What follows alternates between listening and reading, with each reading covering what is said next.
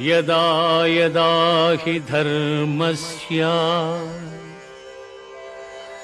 గ్లానిర్భవతి భారత అభ్యుత్థానమధర్మస్య తదాత్మానం సృజామ్యహం.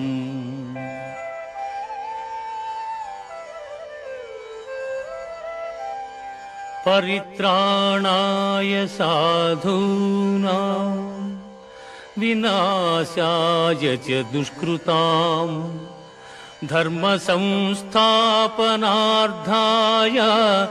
సంభవామి యుగే యుగే